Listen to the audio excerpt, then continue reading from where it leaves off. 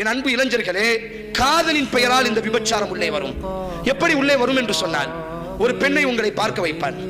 முதலில் ஒரு அடிப்படையை தெரிந்து கொள்ளுங்கள். அரபியில் ஒரு பழமொழி சொல்வார்கள், நீ யாரை அதிகம் நேசிக்க ஆரம்பித்து விட்டாயோ உன் கண்கள் குருடாகிவிடும், உன் காதுகள் செவிடாகிவிடும்.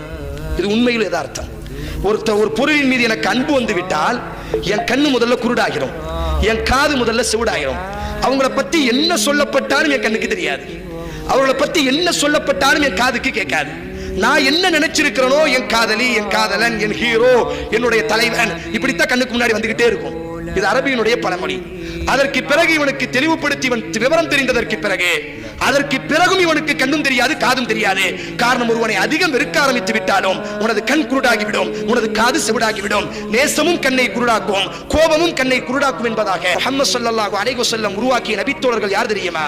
யூசுஃபை போன்று கற்பொழுக்கமுடையவர்கள், இப்ராஹீமை போன்று மிகவும் வீரமிக்க எருதுமிக்க இளைஞர்களைத்தான் எங்களினுடைய தூதர் இந்த பூமி பந்தில் உருவாக்கி இருக்கிறார்.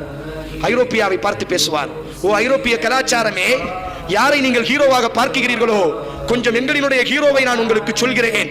எங்கள் முஹம்மது ஸல்லல்லாஹு அலைஹி வஸல்லம் உருவாக்கிய வாலிபர்கள் யார் தெரியுமா? யூசுஃபை போன்று கற்பொழுக்கமுடையவர்கள், இப்ராஹீமை போன்று நெருப்பையும் சுவைப்பதற்கு, நெருப்பு குண்டத்தில் சுவாசிப்பதற்கு தயாரான தலைமுறையை தான் எங்களினுடைய முஹம்மது ஸல்லல்லாஹு அலைஹி வஸல்லம் உருவாக்கினார் என்பதாக அல்லாமா இக்பால் படிப்பார். அதே அல்லாமா இக்பால் கேட்பார், இன்றைய இளைஞர்கள் யூசுஃபை, இன்றைய இளைஞர்கள் மரியமை போன்று ஒழுக்கமுடைய பெண்ணை மனைவியாக அடைய வேண்டும் என்பதாக விரும்புகிறார்கள்.